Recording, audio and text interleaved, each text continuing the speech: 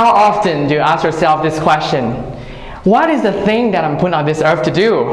What is that one big thing that reflects my truest calling? For me, every day. Every day. Not all day, every day, but every day. Well, we are the jack of all trades. We are the Da Vinci cursed. And by we, I mean I myself, and perhaps some of you that are seated there, or someone in your life right now that is currently going through this hardship in figuring out what is the next big thing in their life. We have a lot of interest. We have so many interests that there's so many things that we wanted to do. And if the world only allows us to pick one and commit ourselves just to do that for the rest of our lives, that simple thought of it brings me into depression. And it feels like this. Every single morning, I wake up, there are like thousands of doors standing in front of me, staring at me, saying, choose me, choose me, choose me. And I have this heart-sickening fear that if I choose door number 2, I will be murdering an essential part of myself that can only be actualized by going through door number 1 or 3. Wow! Choice after choice after choice every single day. This is madness. And how do we navigate our lives when we're like that? And when we're like that, we are stuck. And when we are stuck, what do? We try to make ourselves unstuck. How do we do that? There's a young, ambitious man who shares the same problem as me. And he wanted to find out the ultimate life question.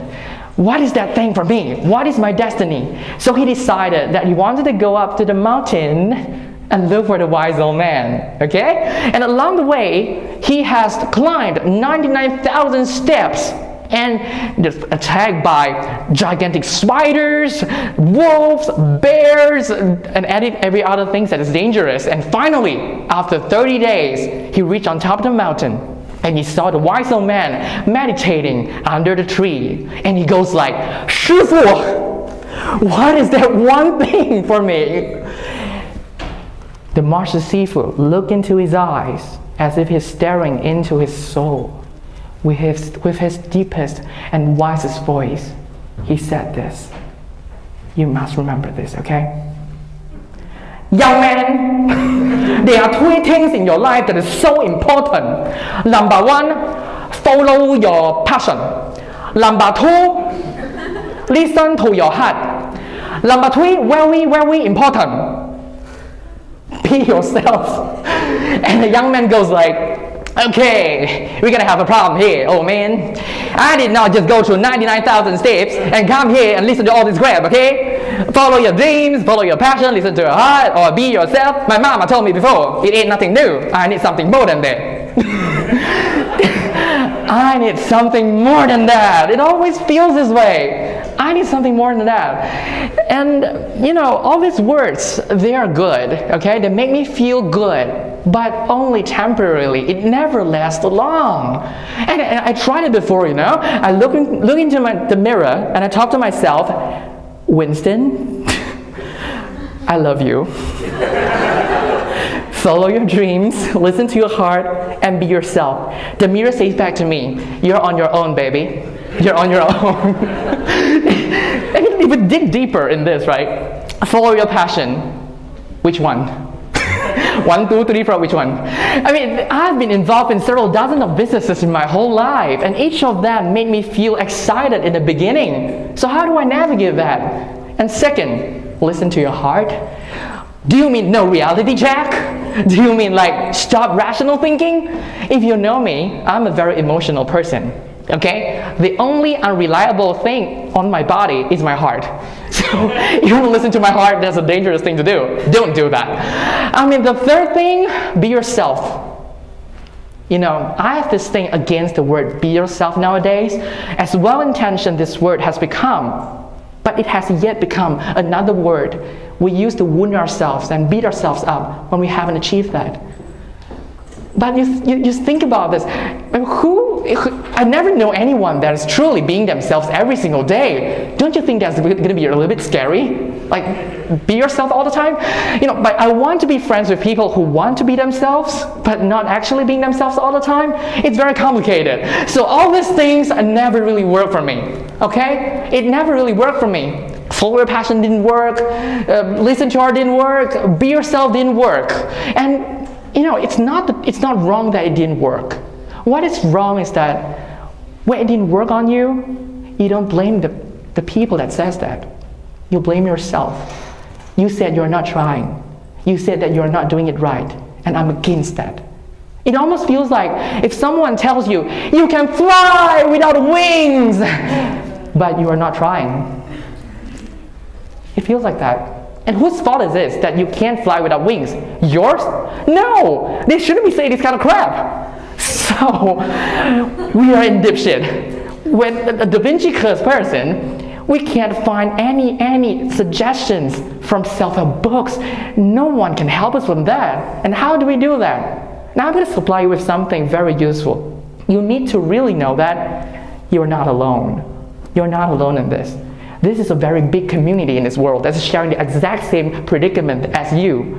Even anyone that is not young or wild and free, we are all going after the one same thing. And what is that? We want more.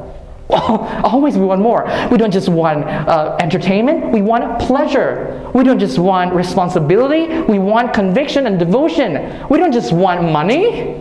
We wanted to create values. And when we wanted so much more, and we can't get it, we always figure out, is there anything I can do? Is there anything I need to decide today so that I can get more? So this message is for all of you, and particularly for a Da Vinci Curse person, for a multi-talented person with so many interests. This is even worse. But you need to remember, we are a very big club in the world right now. This is the largest growing community in the world. And let us see what our friend from the UK has to say about this, okay? The difficulty with me is I'm interested in so many different things. I can never really imagine myself doing one thing, and I'm pretty sure that I'll end up doing 4 or 5 different things. I want to be a Renaissance woman. That's my thing. I want to paint, and I want to write, and I want to act, and I want to just do everything. And I want to just do everything. Me too. I want to do that. What is a Renaissance person? You know, in the Renaissance period, they have this idea that let's put the man in the center of the universe, okay? And this person will have limitless capabilities. He can do everything they want.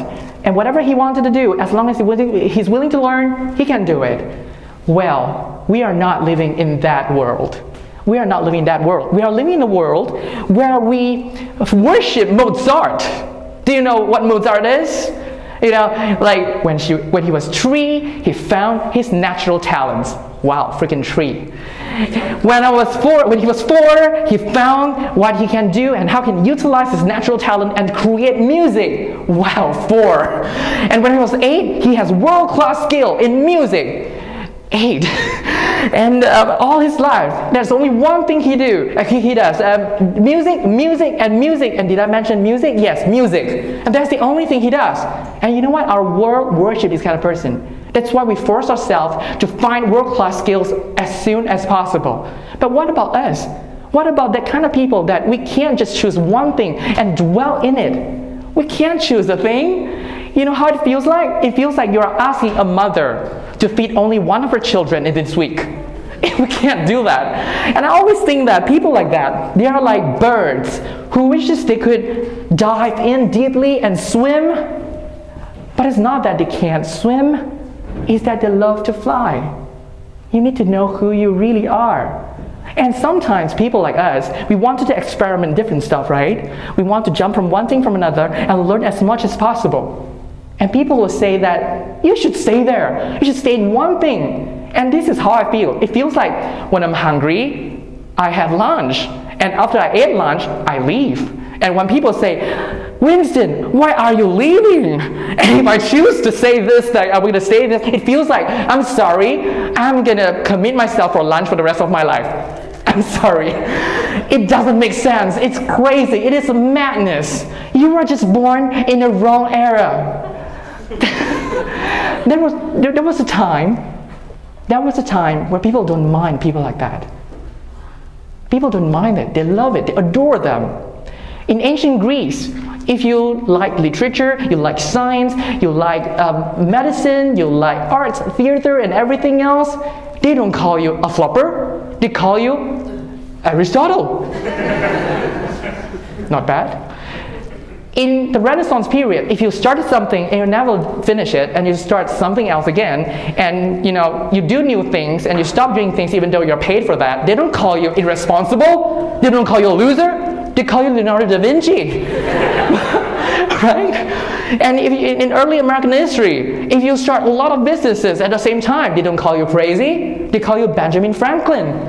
So it's true that we are living in the wrong era. Okay? And it's a big problem here. We gotta fix this. What if we have a lot of things to offer to the world, but because the world doesn't understand us, and we can't become the person that we can become, it's almost like ugly duckling, right? We are all ugly ducklings here. And what can we do? Whose advice should we take? No adults is gonna step in and tell you, this is your thing, you're gonna do it anymore. No teacher, no one. No one can say that. And this is the problem. This is going to be a big problem. And this is not a common problem anymore. This is getting serious. You are cursed. You are cursed. Do you know how cursed you are? 3 symptoms. First, you feel shallow. You bind and internalize those crap that people say. You are a jack of all trades, but master of none. This is a really bad word. Who says a master of none? A master of everything. Right? But you feel that. You feel like, okay, I'm smart, but what's the point? I can't do just one thing and show people that I'm good.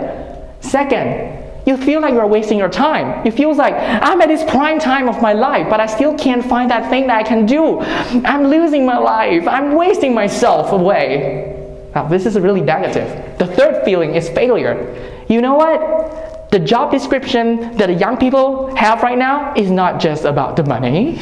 It's never just about the money. Work should express diversity, growth, opportunity, personal contentment, satisfaction, and all other things that they haven't found it yet and they still want it. You have these high expectations, but what can you do when you can't find it?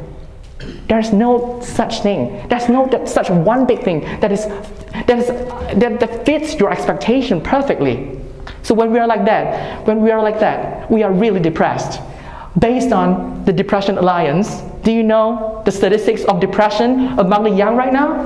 33.4% are depressed because they can't find the thing that they wanted to do. 86.1% are stressed out. They are doing the stuff they wanted to do, but they feel like it's not it. I need more. And 21.7% wanted a complete career change.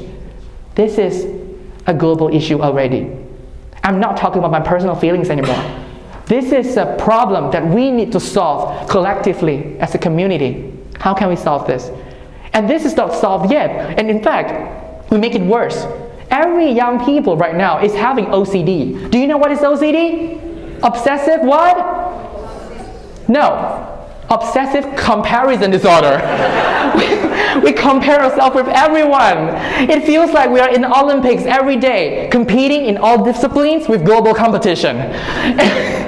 How do we navigate a life like that? We are overly anxious but underwhelmed, not motivated. We are 25 but we feel like we're 55. It's called the quarter-life crisis. And how do we navigate a life like that? My question to you is, what now? What now? Here's the fact that we know. What now? What can we do?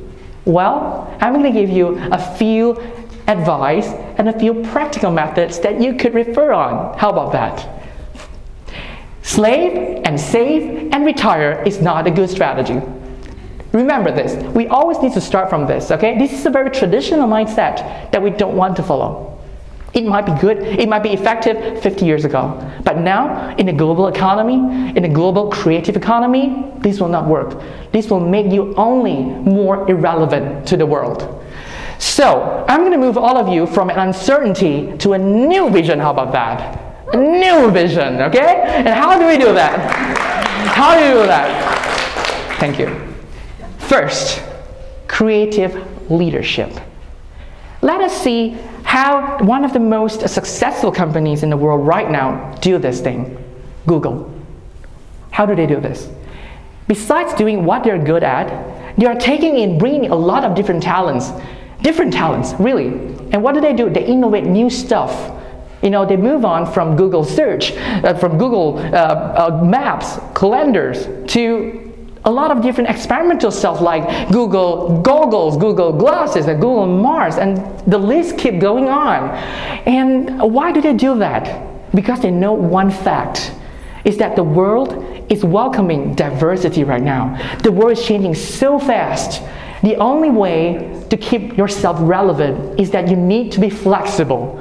You need to be flexible because you never know what is the next big thing that could lead you to survive or to die. You'll never know that. So reflect this on you for just a minute. You are the kind of person who likes a lot of things, a lot of different insights, experience, skill sets, passion. And you compare yourself with someone who can only do one thing with their lives. Who is more flexible for the constant change of the world? Who is more flexible? Take pride, my friend. Take pride for being a Da Vinci Curse person, okay? Second thing, reduce cost. Oh my God, what do you mean by that? I give you one example, okay? Nike, they have changed their business models years ago. They are not a shoe manufacturing company anymore because the manufacturing part has been outsourced, okay, to the cheapest place in the world. And what do? They get talents into their place to do branding, marketing, and promotion. Their competitive edge is their ideology, their creativity. My question for you is, what is your competitive edge? And before you could establish your competitive edge, are you reducing your cost? Are you minimizing your cost of living, cost of investment, so that you can have maximum room, maximum investment resources, time, and money to experiment, to know what is your competitive edge? Learn from Nike, my friends. Reduce costs, but keep innovating. The third one, I love this so much. You know, I could go this on and on and on, but you will always face this one problem. If I'm gonna have a job interview tomorrow, or I'm gonna meet one of my investors tomorrow, I'm gonna need to have a very good branding. How do I represent myself, right? How do I tell that person that I want to work with that this is what I'm going to do, this is what I can provide, and you can pay me for what I love to do? How do you do that? Now you always need to know what is it called a niche positioning, okay? I'm going to give you one example here. Imagine this. If I'm a writer, I write a book called How Do You Run a Business? It will cost, let's say, 20 bucks. If I write a book called How Do You Run a Restaurant Business? It will be 30 bucks. If I write a book called How Do You Run a Restaurant Business in Shopping Mall? It will be 40 bucks. How do you run a restaurant business in malls in Penang? It will be 60 bucks. If I make it even more crazy, how do you run a restaurant business in shopping malls in Penang for lady shoppers? It will be 80 ringgit. Let's make it more crazy. How do you run a restaurant business in Penang in shopping mall for pregnant ladies? Wow, believe me, this book can sell for 500 bucks. Now this is the niche marketing true fact, and the world's so big right now. Basically, you can work with anyone you want. And let me assure you something, no matter where you think you are right now, there's one employee, there's one investor, there's one customer at the other end of the world is dying to work with you, dying to pay you to do what you love to do. This is a fact. What you need to do is just to position yourself right. And how do we do that? Imagine yourself painting by numbers. You remember that? You have a lot of numbers, and what you do, you connect the dots, and you see the picture, and you paint it. But the difference is you take away the numbers. But all the little dots represents what? Represents the stuff that you want to do, the stuff that you can do, the stuff that people can pay for you, and the people that you want to work with, your past success, your resume, everything. Everything you love is the little dots in front of you. And all you need to do is to connect the dots and experiment it one by one. And what we call that? It's called creative personal branding. I hope all of you can try this at home. It is really, really fun. It feels like your life is a game. Everything you wanted in this world is like, it's in the menu, it's in the catalog. You can choose whatever you want. It is really fun. Before I end my keynote today, I have something to reflect. You know, I always feel like when people try to advise you stuff, they're actually talking to their past. And this is me talking to my past. If you share my feelings, if you share my problem, you share my vision, then this message is for you as well. I always feel like it's very selfish to do what I love. But listen, it's even more selfish to not do what you love. Because you owe your talent to us. You owe your talent to the world. It is very wrong for you not to do it and leave this planet. And remember this. Finding your thing may be the hardest thing ever, but it is also the greatest journey that you'll ever have. Thank you very much.